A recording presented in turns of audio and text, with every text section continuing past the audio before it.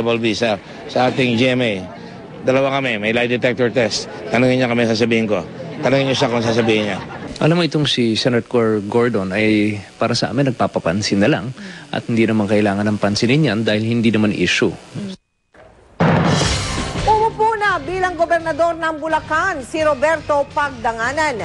Yan ay kahit naninindigan ang pinabababang si Jonjon Mendoza na tanging Korte Suprema lamang daw ang kanyang susundin.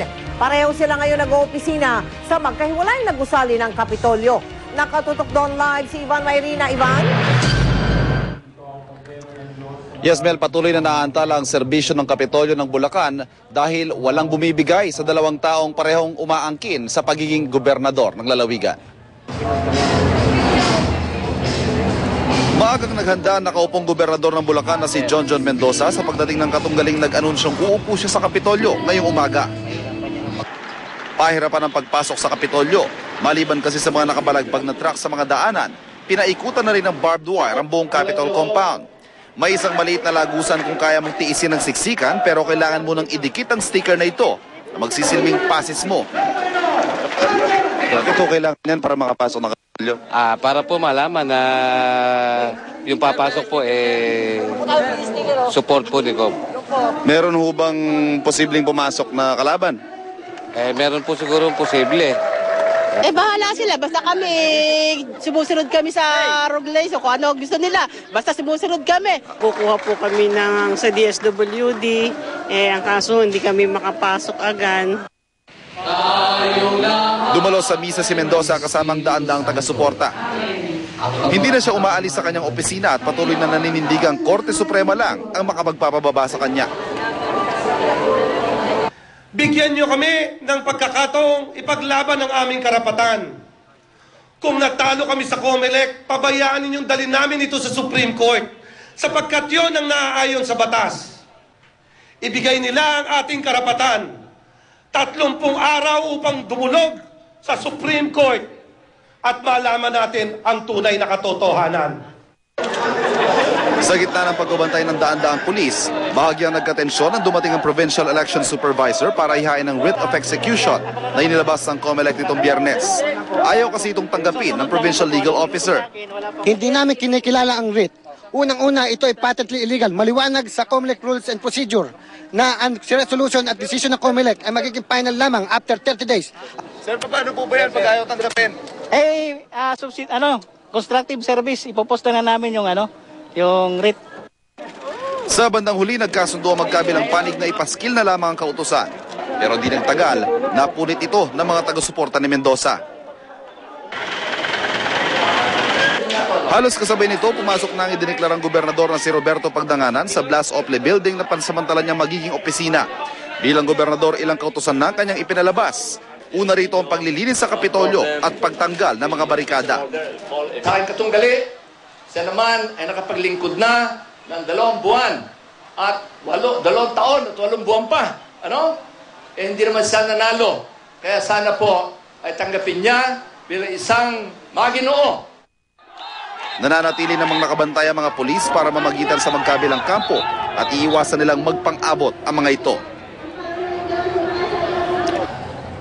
Mel, nakausap natin kanina lamang si Brian Yamsuan, Assistant Secretary Brian Yamsuan ng DILG at ayon sa kanila pinahuhupa muna nila ng husto ang tensyon dito sa Kapitolyo at iniiwasan hanggat maaari ang pagsiklab ng karahasan. Hindi pa rin daw nila hawak ang proof of service mula sa Provincial Election Supervisor ng COMELEC na siyang kailangan bago nila tuluyang kilalanin ang administrasyon ni Governor Obet Pagdanganan. Mel. Maraming salamat sa iyo, Ivan Mayrina. Mga kapuso, kahit sinong makausap ninyo, kahit saan panig kayo ng Pilipinas mapunta, patok ang election jingle ng GMA Network. Yung may bilog, nahugis itlog. Isa po yan sa mga paraan ng GMA, ang inyong Kapuso Network, para ituro sa ating lahat ang wastong paraan ng pagboto sa automated elections sa election 2010. Panuurin niyo po itong pagtutok na ito ni Rida Reyes.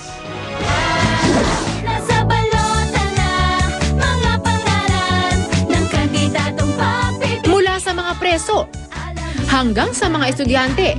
Kabisado't sinasayaw na ang election advocacy campaign jingle ng GMA News and Public Affairs na bilog na hugis itlog. Kahapon, Maulers and Shoppers naman sa SM Mall of Asia ang tinarget ng dance craze sa panguna mismo ng sex bomb dancers. Game na game rin nakiindak ang may 500 estudyante mula sa iba't ibang universidad sa Metro Manila. Pati mga host na sina Drew Aureliano at Suzy Entrata Abrera nakijoin.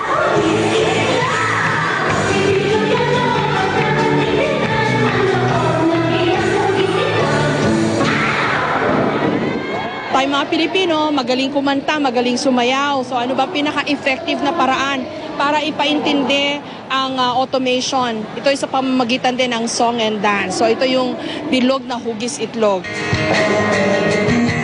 Present din sa programa ang bandang Sugar Free para awitin ang kauna-unahang GMA News Anthem, ang Panata sa Bayan.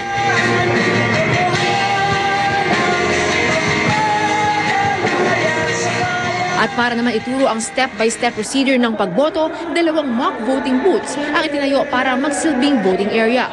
Kumpleto sa gamit at election paraphernalia, mula sa balota hanggang sa PCOS machine. Mula sa pag-shade sa balota, pagpasok nito sa PCOS machine hanggang sa paglalagay ng indelible ink, pinagdaanan na halos parang totoong eleksyon na. Magkasamang nagbantay ang mga taga-Comelec at Smartmatic. May sariling booth naman ang PPCRV para sa mga gustong maging election volunteer. Ang mga nagsipaglahok ng mga Maulers and Shoppers laking tuwa sa bagong natutunan. Anong natutunan mo? Pag-shade po nung oval. Bale, kailangan po hindi sobra at hindi kulang para po hindi ma-invalid yung vote. Masasabi niyo ba na nakahanda na kayo